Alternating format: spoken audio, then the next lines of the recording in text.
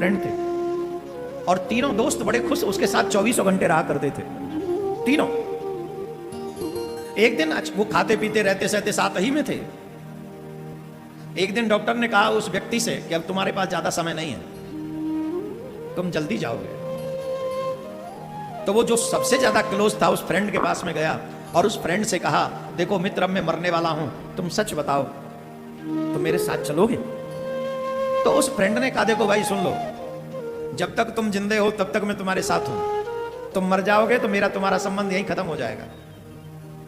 उसे बड़ी निराशा हुई, ये 24 घंटे मेरे पास रहता था और ये मेरे से ऐसे बोल रहा है। दूसरे फ्रेंड के पास में गया, उस फ्रेंड से कहा कि देखो अब मैं मरने वाला हूं, क्या तुम मेरे साथ चलोगे? दूसरे मित्र ने कहा कि देखो ये तो संसार का नियम है कि लोग आते हैं और लोग मरते हैं, इसमें तो कोई संशय नहीं है।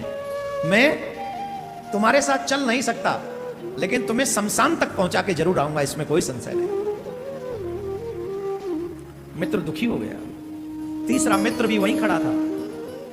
उसने देखा कि उसने तीसरे मित्र से कुछ नहीं पूछा क्योंकि उसके पास ज्यादा टाइम वो बैठता भी नहीं था, उसके पास आता जाता भी नहीं था, कभी कभार मिलता था, कहने को मित्रता थी। तीसरे मित्र ने पूछा, क्या तुम हमसे नहीं पूछोगे?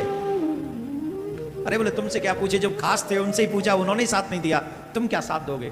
तीसरे मित्र ने कंधे पे हाथ रखा और कंधे पे हाथ रखकर कहा, चिंता मत करो, जहां जहां तुम जाओगे वहां वहां मैं तुम्हारा साथ दूंगा, तुम बिल्कुल मत घबराओ। वो मरने वाला व्यक्ति कौन है? वो हम ही है। वो तीन मित्र कौन है? पहला मित्र जिसे आप बहुत ज्यादा क्लोज हो वो है पैसा। क्या है? जोर से बोलो, जोर से बोलो। दुनिया में कुछ भी करवा लो, बस पैसा दे दो। उसने कहा जब तक जिंदे हो तब तक ठीक, मरोगे तो उसी समय ट्रांसफर हो जाऊंगा। दूसरा मित्र कौन है? वो है परिवार, जिनके साथ उठते बैठते खाते पीते आते जाते रहे। दूसरा मित्र है परिवार। उन्होंने कहा कि भैया देखो, मरना तो सभी को है, हम तुम्हारे साथ अभी तो नहीं मर सकते लेकिन तुम्हें शमशान तक जरूर पहुंचा जाएंगे, ये हमारी जिम्मेदारी है। तो परिवारी जन शमशान तक पहुंचा के आ जाते हैं, जला के आ जाते हैं।